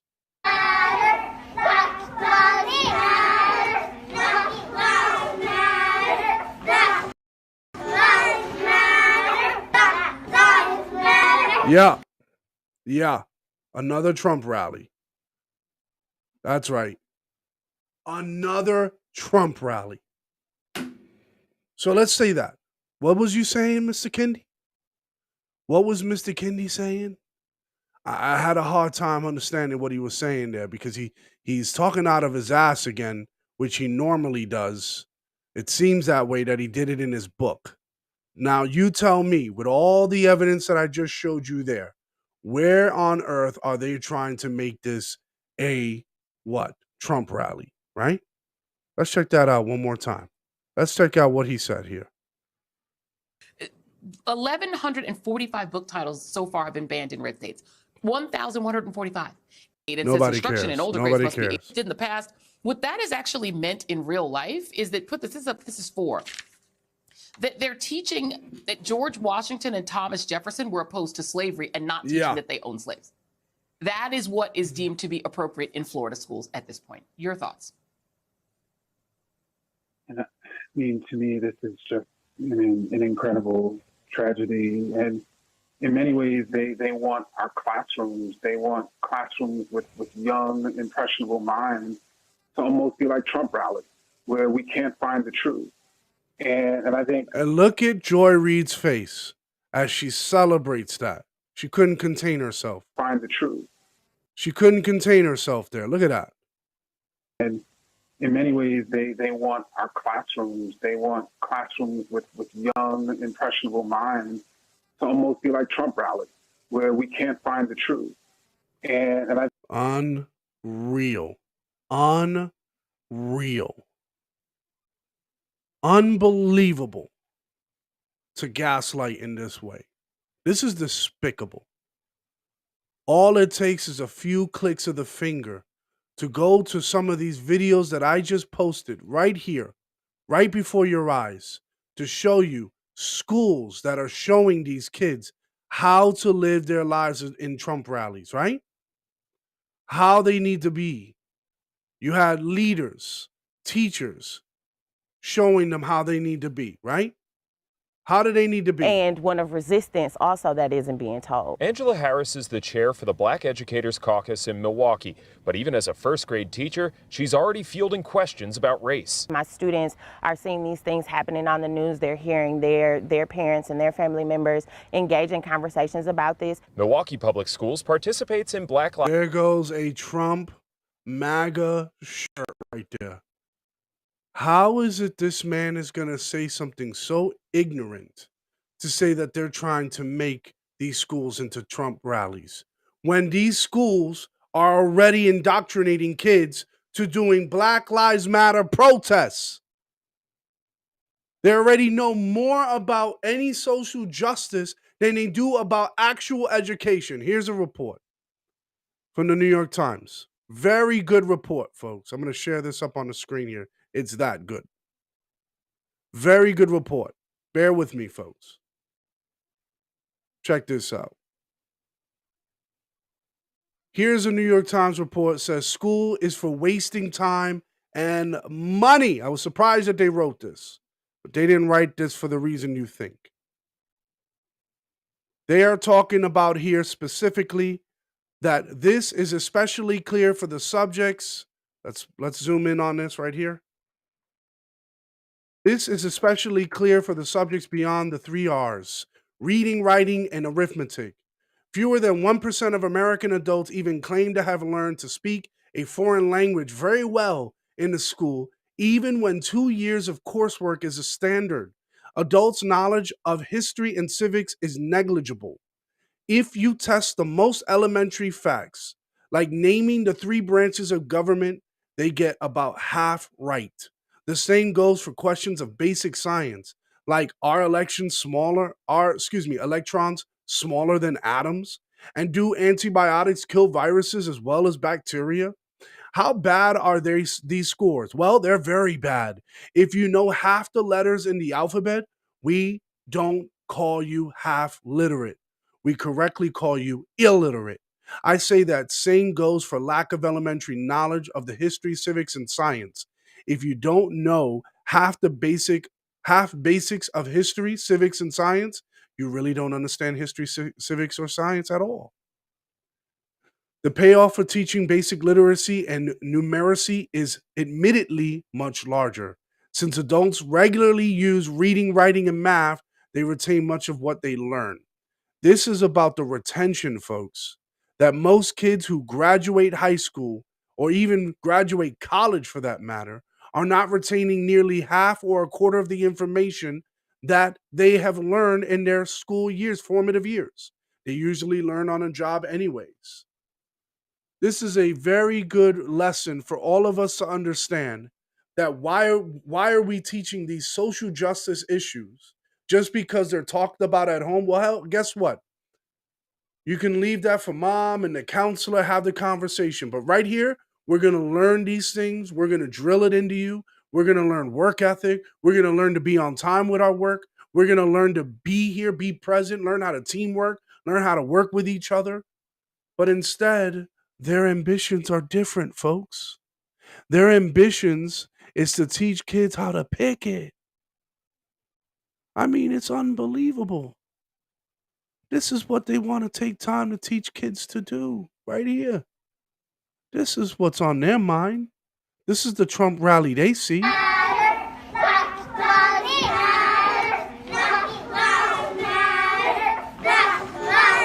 Wow. They got picket signs there. They're getting them ready. This is an indoctrination camp. But the right are the fascists. The right are the ones of Hitler and Nazism and a threat to democracy.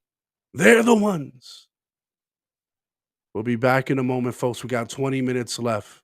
Don't go nowhere.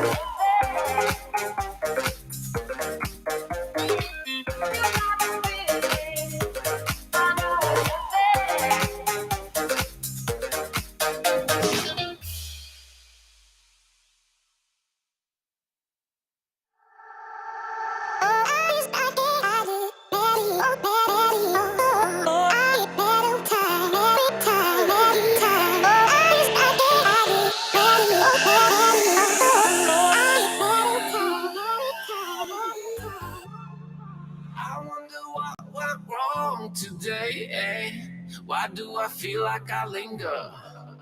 All right, good morning, folks. You are tuning in live to the Morning Fix Live Radio Show here on Twitch. It is 11:42 Eastern Standard Time here in New York City, September 6, 2022, 73 degrees and rainy here. Just to touch up on some breaking news here, according to the Post, Lee Zeldin, who is about 4 to 3 points behind Governor Kathy Hochul, the unelected, Lee Zeldin, the Republican, Kathy Hochul, the Democrat. She leads Lee Zeldin only by 3 points. It is narrowing. Whatever he's doing, it's working. 2 drivers killed in a wrong-way crash on New York State Thruway, cops have disclosed. Stranger stabbed man during Labor Day fight over bench in Brooklyn. Over a freaking bench! Bed Bath & Beyond CFO Gustavo Arnal death ruled suicide by medical examiner. Wow. Staten Island girl allegedly made up ice cream truck abduction story, police says. A 10-year-old girl who told police she was abducted by an ice cream truck driver on Staten Island Sunday allegedly made up the kidnapping. What do you know? NYPD Good Old Boys Club wouldn't promote female cop lawsuit. Here we go. More and more. You can't get away from it. Lee Zeldin and Kathy Hochul ad war enters hot phase after Labor Day. We're going to check into that tomorrow. We're going to tap into that. NYC Principals Union blasted over quiet oustus of longtime official. As every hour passes, it's becoming more and more suspicious why our union president won't speak to us. Bronx High School for a law and community service principal, Michael Barrett, told the New York Post. And NYC's top hospital lost $145 million in 2021, pushing it to a near collapse. One of the biggest hospitals in Brooklyn, I think it's Marmalade's Medical Center, is in danger of collapse after posting a loss of $145 million last year. Wow, that's a lot of money. Boy, 17 years old, run over in Bronx after falling off top of a parked trailer. What the hell was he doing up there? Daniel Hernandez was killed in the Bronx, where he was standing on the top of a parked, unhitched trailer and got jostled off and under a passing truck, cops said. Fixing NYC's 50K illegal homes would cost $14 billion. That's with a B. $14 billion in city revenue. It would cost the Big Apple nearly $14 billion to bring the estimated 50,000 illegal basement apartments across New York City up to code. And that's some of the breaking news here on the New York Post. And we're brought to you by Morning Fix Live Radio Show.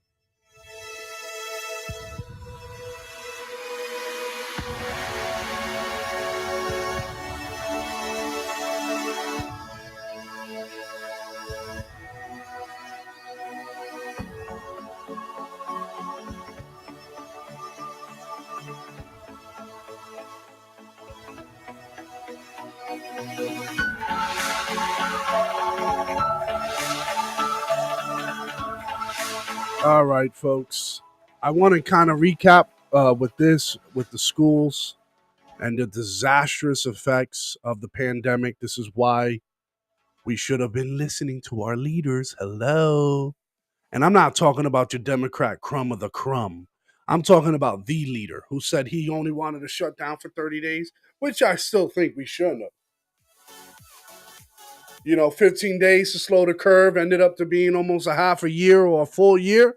Where here's 6 things we've learned about how the pandemic disrupted learning. What do you know? Surprise, students learned less when they were remote. But really, this shouldn't be a surprise. Most schools had little to no experience with the remote instruction when the pandemic began. Gee, you think? They lacked teacher training, appropriate software, laptops, universal internet access, and in many cases, students lacked the stability and supportive adult at home to help. Even students who spent the least amount of time learning remotely during the 2021 school year, just a month or less, missed the equivalent of 7 to 10 weeks of math learning, says Thomas Kane of the Center for Education Policy Research at Harvard University. Oh, man, be careful when you get Harvard involved. Virtually all the bad ideas come from people who came from Harvard. That's what Thomas Sowell said. Number 2, students at a high poverty school were hit hardest. Students at high poverty schools. Let's zoom in on this so you guys can follow along. Shame on me for my bad manners. What is wrong with me today, huh? Bad manners. Bad manners. What's wrong with me? Students at high poverty schools experience an academic double whammy. Their schools were more likely to be remote. And when they were, students missed more learning. Let's break that down. Go ahead, NPR. First, high poverty schools spent about 5.5 more weeks in remote instruction during the 2020-21 school year than low and mid poverty schools, the report says. Researchers also found a high incidence of remote schooling for Black and Hispanic students. You know, I hate the fact they always keep bringing up Black and Hispanic. Get us out your damn mouth. Get us out your damn mouth. Y'all the damn problem. Please. Thank you. And second, in high poverty schools that stayed remote for the majority of the 2020-21 school year, students missed the equivalent of 22 weeks of in-person math learning. Why math learning? What other learning they were missing? Why were they just missing that? Was that the only thing they were having to learn and they just missed it?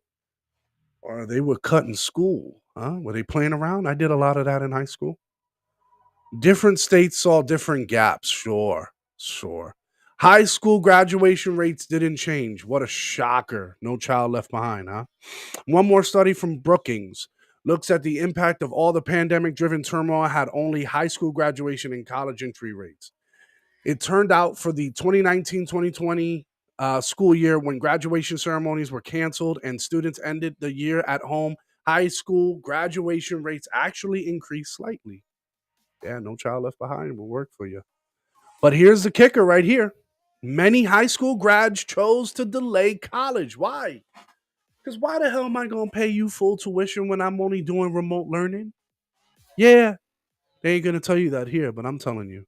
While the pandemic appeared to have little impact on students' ability to finish high school, it seemed to have the opposite effect on the willingness to start college. Harris says entry rates for recent high school grads at a 4-year college dipped 6% and wearing 16% at 2-year colleges. Why? Harris has a theory, I think, for anybody, regardless of age, starting something new, trying to develop a new relationship in the pandemic was non-starter. Give me a break. Where are these people living? In a cave? These kids were craving to be around each other. Craving it. The reason why they didn't want to go to college was because of all the restrictions, the shelter in place. They had to stay in their rooms. Just look around some of the universities. And they were charging them full tuition price. I mean, you gotta be kidding me, right? Full tuition price? That's ridiculous. Why are you going to charge me full tuition price when I'm doing it remotely? Some kids stood home, went to school, stood in their own home. Their school could have been in freaking Florida. I'm not saying Florida did this, but their university could have been in Florida, and they were in Montana, and guess what? They went to school remotely. And they're still paying full tuition price?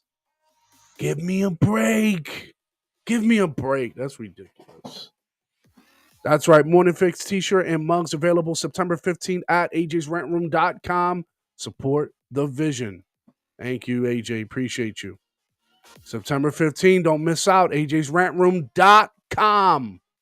We're going to want pictures of the Morning Fix t-shirt and mugs. We're going to want that. Maybe put it in a Telegram group. We'll get those pictures circulated. But there's no shocker here, folks. There's no shocker here. I mean, come on. This is ridiculous. We'll be back in a moment to wrap up the show.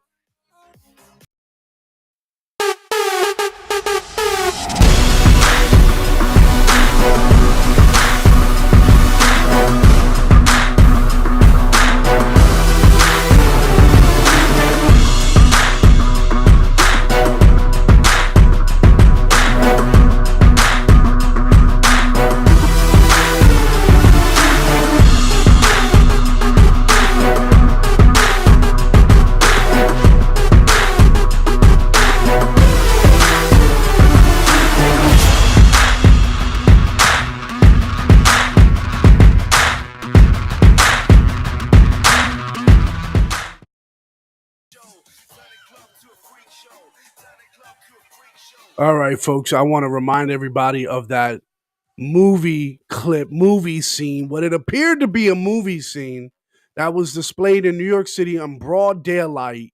We covered this yesterday, but this is an epitome of what we're really dealing with. While progressives are thinking about concepts and about what may sound good, what may appear to be good, what they believe is like, oh, this would bring equitable outcomes for all. We need to have fairness. We need to have all of this. Well, we can't have fairness when your cities look like this. I'm going to remind you guys. Moments caught on camera on the Upper East Side. Brazen robbers deliberately crashing into an SUV to steal a bag of cash from a driver at gunpoint. And it all unfolded this afternoon. Just as the sun began to sneak behind the buildings, a black Mercedes-Benz appeared to deploy a police-like pit maneuver on an SUV on the Upper East Side, pushing it onto the sidewalk at 91st Street and 2nd Avenue around 4:40 this afternoon. The black car then T-bones the SUV, pinning it. The passenger door flings open. That's like a scene out of a movie. What are we looking at here? What is this? What is this, guys? What is this? This is a hit. They knew this. They planned this. That car is gone, by the way. You'll never see this car ever again. Here it is. Police say the man who jumps out had a gun and started whacking the window. He's got a gun. He's got a gun. Police say eventually robbing the 55-year-old driver, stealing a big bag of cash before darting back into the... I bet you having gun control worked out really well. Don't worry, it's a safe city, safe zone, right? This is a what do they call it? A sensitive area. This is a sensitive area. Don't worry, guys. We put signs up that guns are not allowed here. They won't bring their guns around here. Well, guess what, Mr. Adams? That's a gun, dodo bird. And started whacking That's the a window. gun. Look at that. Look at that. He's got a gun. Police say eventually robbing the 55-year-old driver, stealing a big bag of cash before darting back into the And I love how everybody's got their freaking phone out. What is this? Is this freaking Black Mirror? Call the police. Dodos. Somebody get 911 involved. What are you doing? Everybody's got their cameras out. Oh, no, make sure you get the license plate. Yeah, we're being participant. We're being good citizens. How about get a gun license? What in the world is going on? What in the world is going on? This is absolutely ridiculous. I bet y'all want y'all gun rights now, right? You progressive woketards out there. I bet you want your guns now because it's all fun and games until it happens to you. The Cory Bushes, the politicians, they have their guns. They have their cops with guns too. They take good care of these people. Make no mistake about it. But they want to make sure that you don't get to touch it. You as a law-abiding citizen don't get to touch it. They make it hard for you. And what are they doing now in New York City? Well, they got to look at 3 years worth of social media posts. Sure, take the damn thing. I'm a law-abiding citizen. Take the damn Facebook. Take the Instagram. You want to do a cavity search too while you're at it? You can go up there, up the rear if you want. Look at it. Have at it. Go ahead. I'm getting my gun, sir. Because what's going on here with this defund the police rhetoric, I got to look over my shoulder because I got 2 guys following me into my parking lot. It's ridiculous. It's absolutely ridiculous. So I would say, just like we see in the City Journal, what did the City Journal just post that out? Where you had a progressive woke-tard, a incarceration advocate, was like, oh, no, it is violent offenses. It is violent. We have to put these guys back in jail. We have to. Now, huh? Now we have to put them back in jail, huh? Unbelievable. You can't make it up with these people. Because now they're uncomfortable with their ideas and their policy. Now all of a sudden we got to put them back in jail. You can't make this stuff up. There was an article that I posted not too long ago called A Litany of Cases. A litany. I think I have it here. I should still have it around. Let's get that article out. Just because I want to prove a point and be a troll. Why not? Hmm? Do I have it here? I don't. Maybe I don't. This producer, man, he's got to go. Anyone looking for a job to be a producer? Hmm? Because the producer I have right now, he's not cutting it. He's got to go. That's me. I got to get fired. When you do this and you're starting out on the ground level, you got to be able to wear many hats. They're going to put you back in chains. Oh, man. Get them back in chains. Wade in the water. They're going to be out there. They're going to be out there on the chain gang, singing those harmonies, making those beautiful songs. You got to wear all them damn hats. That's right. Ain't no assistants, no producers, no Joe Rogan studio yet. We're doing it right from the house. It's got to start somewhere. But again, you guys make this show possible because just by having a steady, Freddy amount of people in here, solid through the entire stream, guess what that does? It boosts our ratings here. So you guys are awesome. You are great. We'll be right back here tomorrow at 10 a.m. Eastern Standard Time. Don't miss it. Have a great and wonderful day, guys. Take care.